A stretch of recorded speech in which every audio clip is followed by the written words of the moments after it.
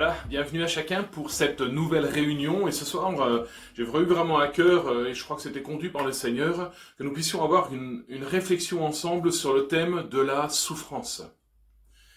S'il est vrai que chaque être humain qui vient au monde se distingue par sa singularité, nous sommes tous des modèles uniques. Dieu ne fait pas de création en série. Amen.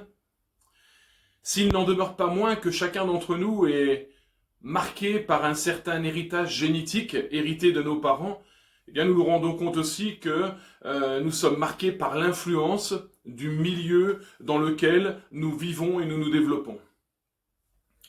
Il y a néanmoins un point commun à chaque vie humaine, c'est celui de la souffrance. Aucun homme ni aucune femme ayant marché sur cette terre n'a été épargné par la souffrance. Si nous pouvons dire qu'il y a un seul homme, Jésus-Christ, qui est resté pur, saint et sans péché sur cette terre, nous ne pouvons pas dire, par exemple, qu'il fut exempté de souffrance. Et nous ne pouvons absolument pas dire qu'il y ait un homme qui ait marché sur cette terre et qu'il n'ait pas souffert. Nous lisons en Hébreux 5, versets 7 à 9, ce passage qui nous dit « C'est lui », en parlant de Jésus, qui, dans les jours de sa chair, quand il a été incarné, ayant présenté avec de grands cris et avec des larmes, des prières et des supplications à celui qui pouvait le sauver de la mort, et ayant été exaucé à cause de sa piété, a appris, bien qu'il fût fils, l'obéissance par les choses qu'il a souffertes, et qui, après avoir été élevé à la perfection, est devenu pour tous ceux qui lui obéissent, l'auteur d'un salut éternel. Amen. Nous prenons bien conscience avec ce passage qu'il a fallu que Jésus souffre, qu'il a fallu que Jésus obéisse, qu'il a fallu que Jésus aille jusqu'au bout, afin que, en cela, et à cause de sa piété, eh bien, il puisse devenir pour nous le salut éternel, l'auteur de notre salut. Si nous nous appelons chrétiens, chrétiennes aujourd'hui, eh bien c'est parce que Christ est venu, et c'est parce que Christ a accepté de prendre notre condition d'homme, notre souffrance, parce que la condition humaine, eh bien la souffrance est attachée à la condition humaine, afin qu'il puisse devenir pour nous, eh bien, salut. Nous nous rendons compte quand nous feuilletons les Écritures, et bien que la souffrance tient une place considérable. Elle est présente dans tous les livres de la Bible. Les récits les plus connus, d'ailleurs, servant bien, de support à notre foi, à la foi des biens, de bien des chrétiens dans le monde, je dirais, touchent de près ou de loin à la souffrance humaine, à la souffrance des hommes et des femmes qui nous ont été donnés comme des exemples, comme des modèles à suivre. Nous pouvons parler d'Abraham, de Job, des prophètes, avec un point culminant peut-être même à Golgotha, avec la souffrance du Christ, sans oublier même encore les souffrances à venir qui nous sont décrites pour les temps eschatologiques dans l'Apocalypse. Peu importe nos origines, notre vie se construit au fil du temps par les expériences, les apprentissages, les remises en question, les traumatismes et les frustrations, les douleurs qui font partie intégrante de la vie de chacun d'entre nous. Et personne ne peut dire qu'il n'y a pas de souffrance, qu'il n'aura jamais de souffrance. Je crois que tout ça fait partie intégrante de notre vie et que Dieu l'a voulu, le permet, afin que nous puissions croître et que nous puissions avancer et qu'il puisse surtout nous emmener là où il veut nous conduire.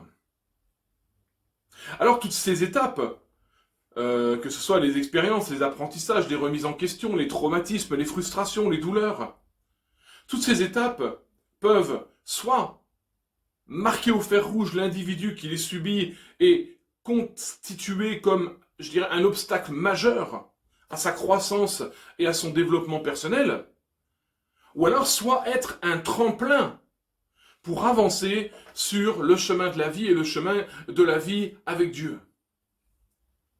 Par exemple, Paul se glorifie de ses infirmités.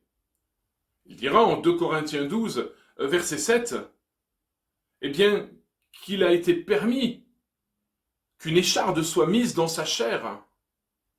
Un petit peu plus loin, dans le même chapitre 12 des Corinthiens, il dira « C'est pourquoi je me plais dans les outrages, dans les calamités, les persécutions, les détresses, car quand je suis faible, c'est alors que je suis fort.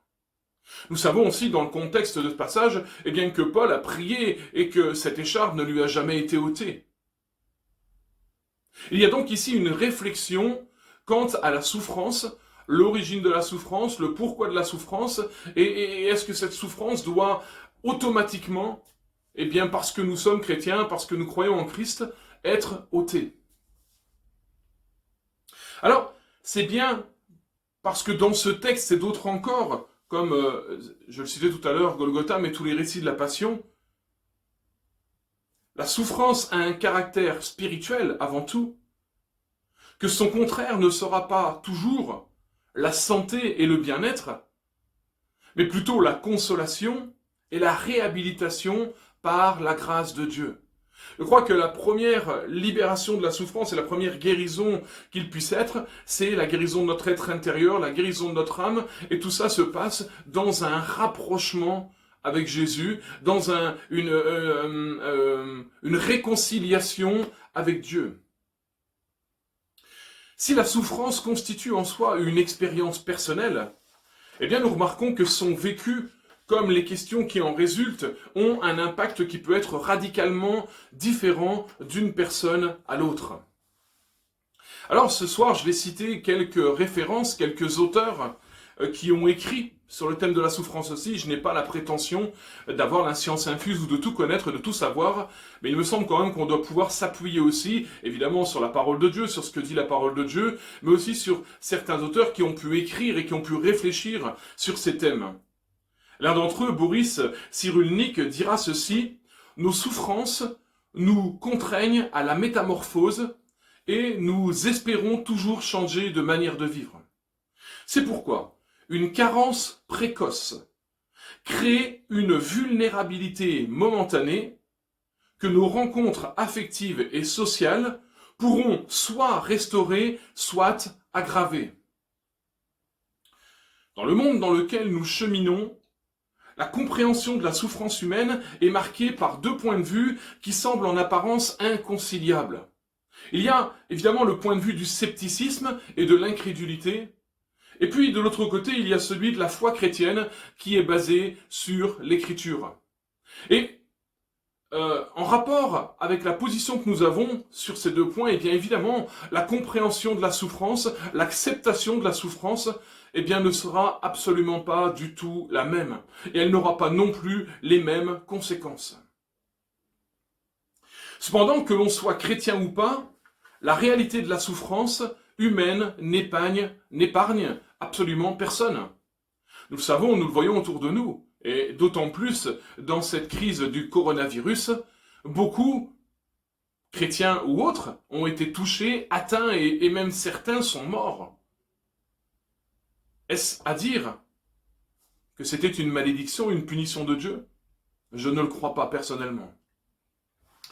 C.S. Lewis, un auteur aussi, dit dans son livre intitulé « Le problème de la souffrance », il va dire ceci: « Quand je pense à la souffrance, à l'angoisse qui dévore comme un feu, à la solitude qui s'étend comme un désert, à la routine navrante de la miséricorde, de la misère monotone, ou encore aux peines sombres qui assombrissent tout le paysage, aux brusques douleurs, comme des nausées qui vous font sauter le cœur d'un homme, cela écrase littéralement mon esprit, et si j'en connaissais une issue, je ramperais dans un égout pour la trouver. »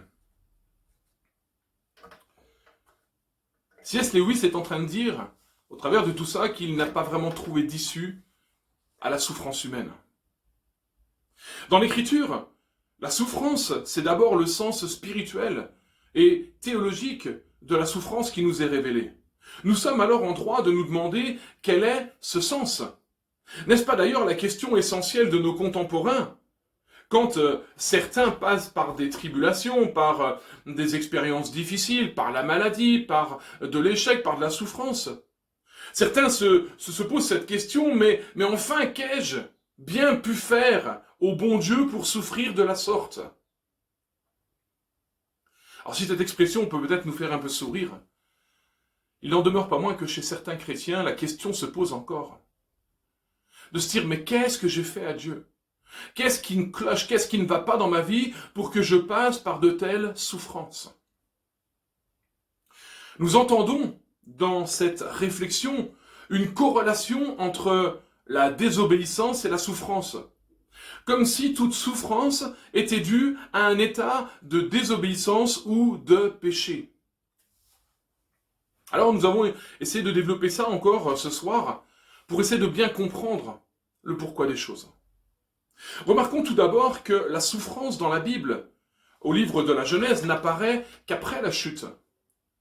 Il est dit en Genèse 3, verset 16, c'est Dieu qui dit, il dit à la femme, j'augmenterai la souffrance de tes grossesses, tu enfanteras avec douleur. Avant l'entrée du péché dans le monde, de la désobéissance, dans les premiers chapitres de la Genèse, dans les premières heures de l'histoire de l'humanité, il n'était nullement question de souffrance, de maladie. Mais évidemment, il y a, et nous le voyons ici assez clairement, une vraie corrélation entre la souffrance, la maladie et le péché originel. La création originelle était bonne, harmonieuse, bien ordonnée, libre de toute souffrance. Le monde nouveau d'ailleurs, qui est notre espérance, la nouvelle Jérusalem, quand nous allons être avec Jésus et que nous allons pouvoir régner avec lui pendant le millénium, ce monde nouveau, objet de l'espérance de l'Ancien, du Nouveau Testament, de vous, de moi, des chrétiens de toute génération, est aussi un monde où la souffrance n'existera plus. Nous lisons ce passage dans Ésaïe, chapitre 65, les versets 18 et 19. Ce passage nous dit « Les anciennes souffrances seront oubliées. Je ferai de Jérusalem mon allégresse et de mon peuple ma joie. On n'y entendra plus de bruit de pleurs et de bruit de cris. » L'apôtre Jean lui-même, dans l'Apocalypse, dira, en Apocalypse 21, versets 1 à 4, « Voici un nouveau ciel et une nouvelle terre, où il n'y aura plus ni mort, ni deuil, ni lamentation, ni douleur. Les choses anciennes auront disparu. » Nous comprenons ainsi avec ces passages que la souffrance n'est pas une fatalité, qu'elle ne sera pas éternelle, en tout cas pour ceux qui auront choisi de vivre pour Christ et avec Christ, mais qu'elle est liée à la condition de l'homme pécheur sur cette terre. Elle est un des signes du désordre qu'introduit dans la création l'attitude de l'homme.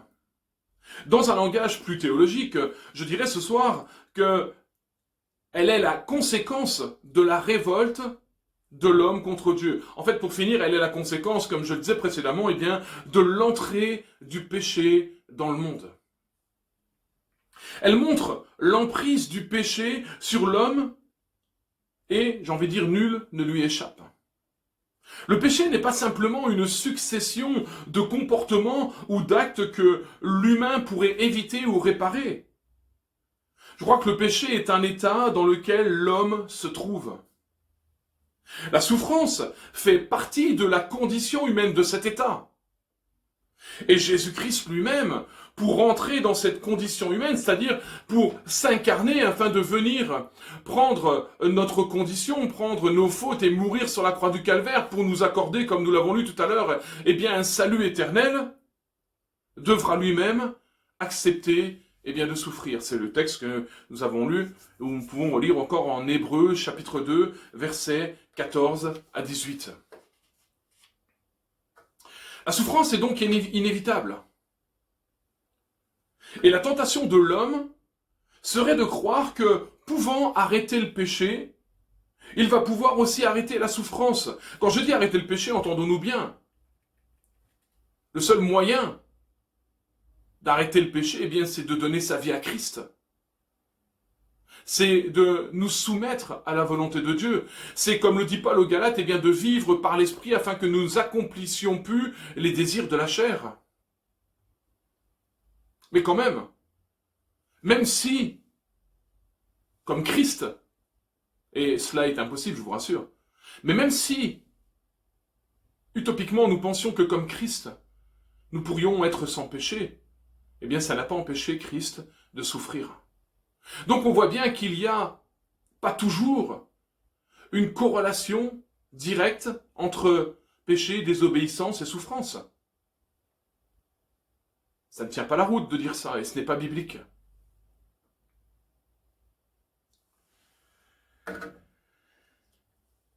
Oui, la souffrance est inévitable. Comme je viens de le dire, il y aurait cette tentation de penser qu'on pourrait faire disparaître la souffrance.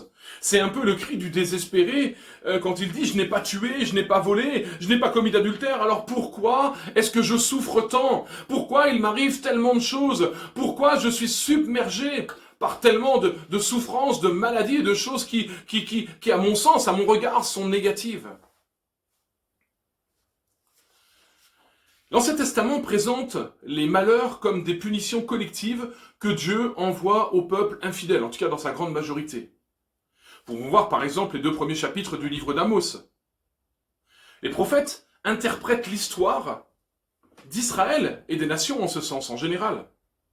Mais pour eux, la punition douloureuse garde la valeur d'un appel à la repentance. Ce n'est pas une vengeance divine, c'est une invitation au changement.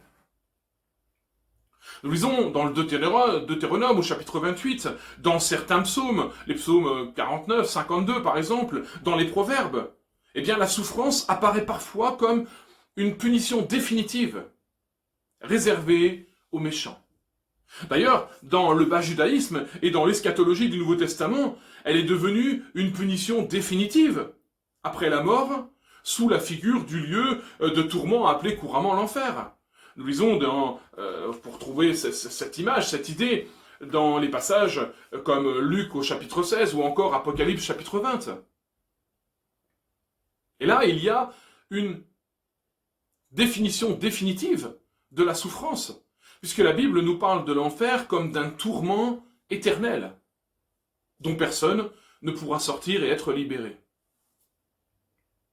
Maintenant, si l'Ancien Testament présente les malheurs comme des punitions collectives, comme je l'ai dit, que Dieu envoie au peuple infidèle, eh bien, nous trouvons dans ce même Ancien Testament, dans le livre de Job notamment, l'auteur, Job, qui s'élève contre cette idée que l'homme souffre en fonction de ses péchés.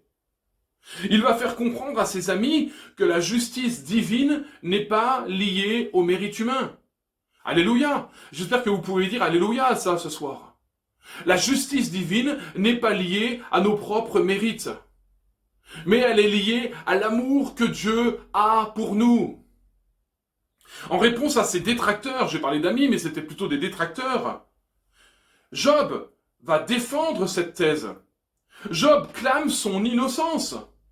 Pour lui, la justice de Dieu est bien au-dessus de tous nos doutes et reste mystérieuse jusqu'au jour où notre âme comprendra.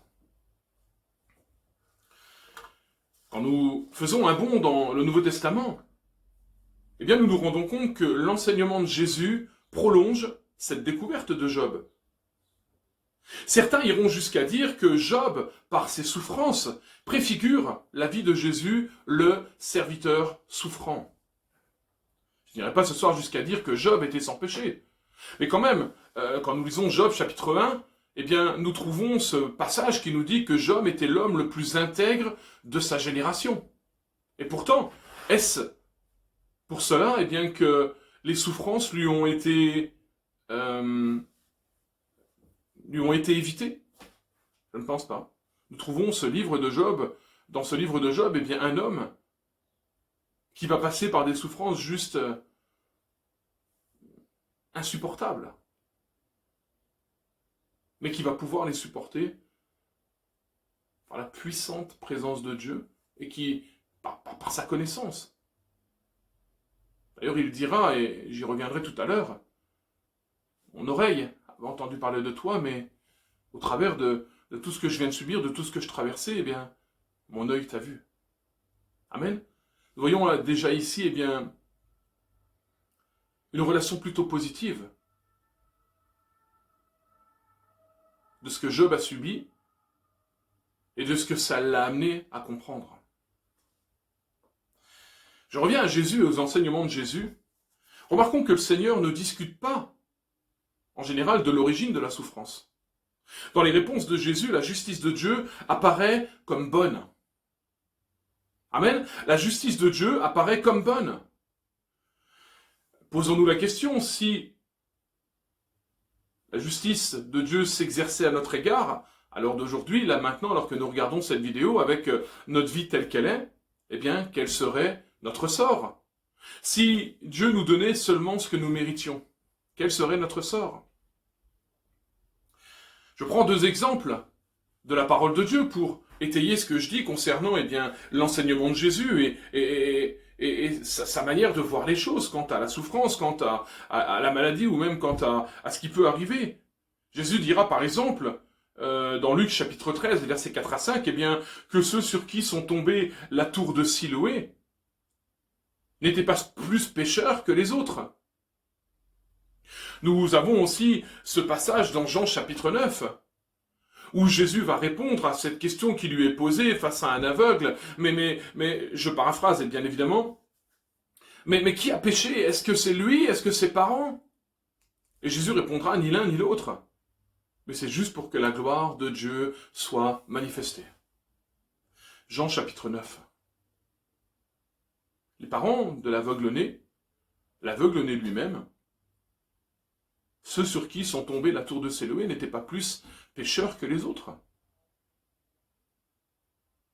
Alors, j'espère que nous comprenons ce soir déjà maintenant que il n'y a pas de corrélation toujours directe entre un état de péché, une désobéissance, et la souffrance, la maladie ou les calamités qui peuvent s'abattre parfois sur nos vies. Nous pouvons déduire au travers de l'étude de tous ces textes que si le lien entre le péché originel et la maladie et la souffrance est assez facile à établir, à cause des premiers chapitres de la Genèse, eh bien il est par contre dangereux de définir un lien de causalité, j'ai envie de dire systématique, entre la souffrance et le péché pratiqué par la nature humaine, que ce soit vous ou que ce soit moi. La Bible nous permet, il me semble, d'avoir un regard renouvelé sur la souffrance à laquelle nous avons tous affaire. La maladie comme la souffrance sont des conséquences du péché originel, oui, qui ne faisaient pas partie de la création de Dieu. Alors sur ce thème, je cite encore ce soir Henri Blocher, qui a écrit dans un de ses ouvrages, qui s'intitule « La maladie selon la Bible », lui il écrit ceci, Henri Blocher, j'ai trouvé ça très intéressant. La maladie met en rapport avec notre état de péché et le besoin de revenir à Dieu. Comme la maladie ou la souffrance en général est conséquence du péché originel, elle a pour sens premier de dénoter le caractère anormal de la condition humaine présente. Elle est là pour avertir l'homme de son état mortel et pour l'inciter à désirer autre chose. Évidemment, il parle ici bien de la vie éternelle. Cette dissonance, ce dysfonctionnement de l'organisme est comme un voyant lumineux sur le cadran de la vie humaine, par lequel Dieu alerte l'homme en lui rappelant qu'il n'est pas dans une situation normale, c'est-à-dire séparé de son Créateur, que son monde est cassé, que sa nature est altérée. La faiblesse de l'homme, la maladie, la souffrance sert à percer la baudruche de la suffisance et à lui enseigner combien est illusoire son autonomie. Je ne sais pas ce que vous pensez de cette citation, mais je trouve que c'est très réel. Et que ça nous emmène à une autre compréhension, peut-être de la maladie, de la souffrance. Évidemment, là, il parle de la maladie peut-être qui toucherait aussi le monde en général. Mais qu'en est-il de nous, les chrétiens? Ne sommes-nous pas parfois dans une dimension de suffisance où on pense être autonome? Je crois que la maladie comme la souffrance invite à se tourner ou à revenir à Dieu. Qu'elle touche le croyant ou le non-croyant, la souffrance sera vécue dans une perspective totalement différente si la relation avec Dieu est présente. Je cite encore ce soir Timothy Keller, qui a aussi écrit, alors je cite un passage de son livre « La raison est pour Dieu », et il dira dans ce passage, « En Jésus-Christ, Dieu a exprimé ou expérimenté la plus profonde des souffrances.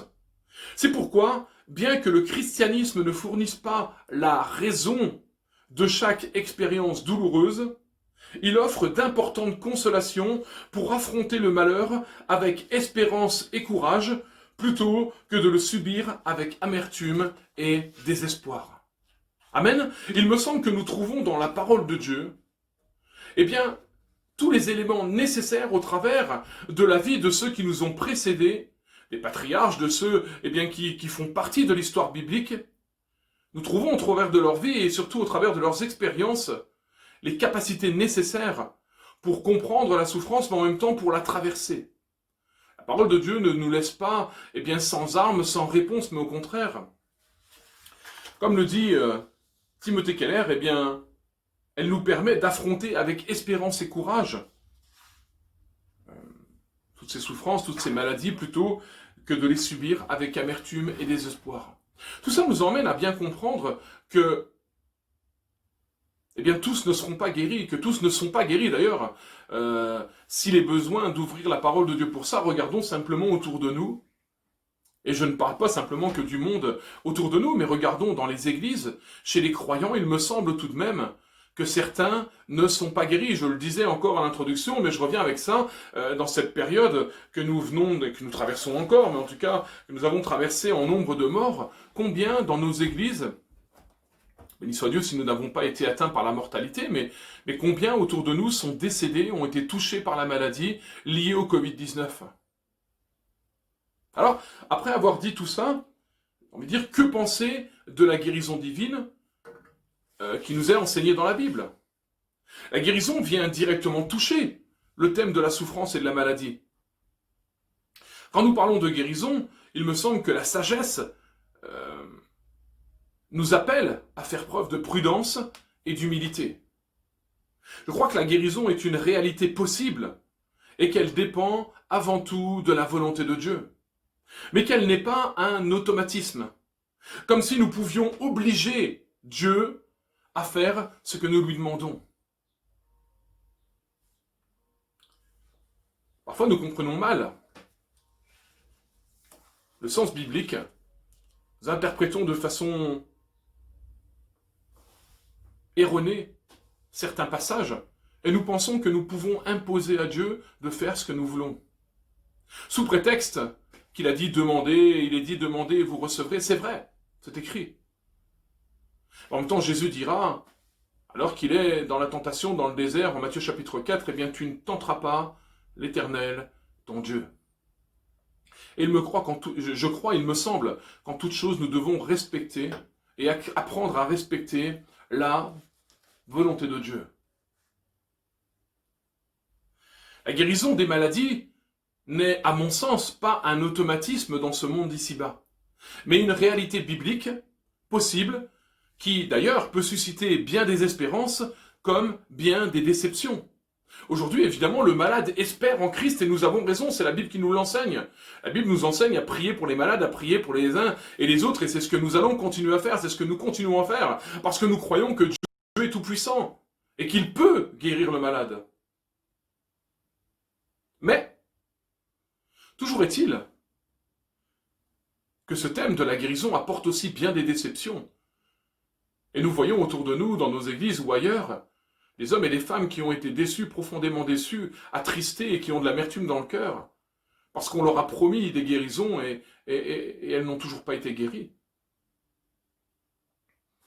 Est-ce à dire que Dieu se trompe? Est-ce à dire que Dieu ment? Je ne le crois pas. Je crois plutôt que l'homme a parfois interprété de manière un petit peu olé olé peut-être la parole de Dieu. Au sein même de l'Écriture, certains serviteurs de Dieu et d'autres ne furent pas guéris de leur mal. Nous le savons. Leur souffrance, leur maladie, de nos jours, certains serviteurs de Dieu, des chrétiens, des disciples de Christ, ne sont pas guéris de leurs maux. Nous venons de traverser cette période-là encore. Serait-ce à dire que leur vie n'était pas conforme? Pourrions-nous dire que la vie de l'apôtre Paul n'était pas conforme? Dans ce domaine, je me souviens, pour mettre en corrélation la guérison avec la vie en Christ, je me souviens d'un jeune homme qui fut touché de plein fouet, c'est une expérience que nous avons vécue dans notre église d'origine, plein fouet par une hémiplégie, qui du jour au lendemain s'est retrouvé dans un siège roulant, n'ayant plus la possibilité de bouger toute une partie de son corps. L'église a prié pour ce gars, et par la grâce de Dieu, il a été complètement guéri. Alléluia! Ça existe, la guérison divine, elle existe, alléluia. Mais malheureusement, aujourd'hui, eh bien, ce gars, il est loin de Dieu. Il a renié sa foi. Alors, la guérison, oui, mais la guérison pourquoi et pour qui? À l'encontre de ce que peuvent dire certains, eh bien, dans ce domaine, combien de personnes peuvent témoigner aujourd'hui? Comme Job a pu l'exprimer dans son épreuve, on a parlé tout à l'heure, dans sa souffrance, eh bien qu'ils ont appris à connaître Dieu plus en profondeur au travers de leurs souffrances, de leurs épreuves, de ce qu'ils ont traversé. Combien ils ont appris à se confier encore plus en Dieu, à compter encore plus sur le Seigneur. Comme le dit Donald Carson dans son livre Jusque à quand, la maladie, le deuil, la souffrance nous transforment, nous façonnent, nous assagissent. Le processus est certes désagréable, mais efficace. La souffrance, dûment acceptée, nous libère de notre égocentrisme, ouvre nos yeux sur ce monde déchu et nous rend sensibles non seulement aux souffrances de Christ, mais aux souffrances des autres. Nous disons souvent, couramment, eh bien, que nous ne pouvons pas comprendre quelqu'un qui passe par une souffrance, une difficulté, un deuil, une maladie, quand nous ne sommes pas passés par là. Alors, nous ne souhaitons pas, évidemment, les uns les autres, d'avoir toutes les maladies du monde et toutes les souffrances du monde pour pouvoir comprendre les autres, mais néanmoins, nous devons accepter de reconnaître que quand nous sommes passés par certaines souffrances, par certaines maladies, par certains deuils, par certaines circonstances de nos vies, eh bien nous sommes plus à même de comprendre, d'entendre et même d'aider eh bien, ceux qui passent par la même chose. L'homme aujourd'hui ne veut tellement pas souffrir qu'on en est même arrivé sur les questions de l'euthanasie, le moyen d'apaiser les souffrances par la mort. Pourtant, dans l'optique des textes que j'ai cités tout à l'heure, Luc chapitre 16 ou Apocalypse chapitre 20, la mort sans Christ, eh bien, ne serait pas un apaisement des souffrances, mais à mon sens plutôt une accélération de l'entrée dans les souffrances éternelles. Et oui, la Bible nous dit que si nous ne mourrons pas, si nous n'acceptons pas Christ dans nos vies, si nous ne faisons pas la paix avec le Seigneur, alors nous allons aller dans ce lieu couramment appelé l'enfer, où là, malheureusement, eh bien, les souffrances seront éternelles, et comme je l'ai dit tout à l'heure, personne ne pourra en sortir.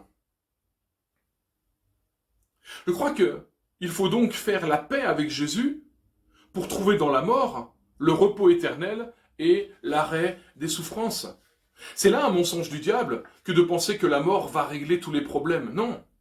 Si nous mourons sans Christ, eh bien, nous n'arrêterons pas les souffrances, nous allons accélérer l'entrée dans des souffrances qui seront éternelles et peut-être même pire encore que nos souffrances physiques. Alors je conclus ce message ce soir, ces réflexions sur la souffrance. La réalité de la souffrance concerne chaque individu. Si elle est liée au péché originel, elle n'est pas obligatoirement liée à un péché personnel, et elle n'est pas non plus une malédiction de Dieu contre celui qui souffrirait ou serait malade. Je crois que dans la souffrance, nous apprenons que chaque être humain a besoin d'aide. Évidemment, de l'aide divine qui nous est proposée en Jésus-Christ par l'assistance du Saint-Esprit, mais aussi qu'il peut recevoir de ses semblables, et même en donner à son tour.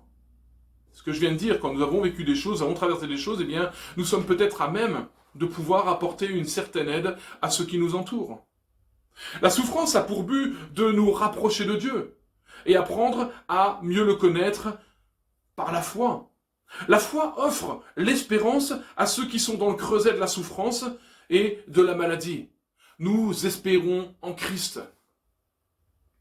Nous continuons à proclamer avec la parole de Dieu, eh bien que Jésus guérit les malades. Alléluia. Nous n'avons pas changé de disposition. Nous n'allons pas dire ce que la parole de Dieu ne dit pas. Non, la Bible nous dit que Jésus guérit les malades. Et qu'il peut encore, s'il le veut, eh bien nous guérir aujourd'hui de nos mal, de nos maux, de sortir de nos souffrances, de nos maladies. Mais en même temps, je crois qu'il nous faut faire preuve de sagesse et de compassion pour ceux qui semblent ne pas être guéris. N'appliquons pas toutes sortes de formules ou toutes sortes de paroles sorties de on ne sait où devant quelqu'un qui souffre et qui n'est pas guéri. Je crois que nous ajoutons encore à son mal en agissant ou en parlant ainsi. Force est de constater quand même que tous ne sont pas guéris.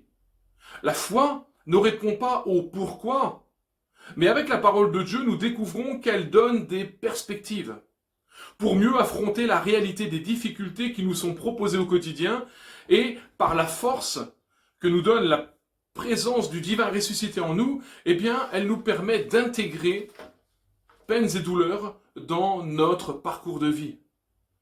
Comme je disais tout à l'heure, sans que pour cela, nous vivions avec peine et amertume.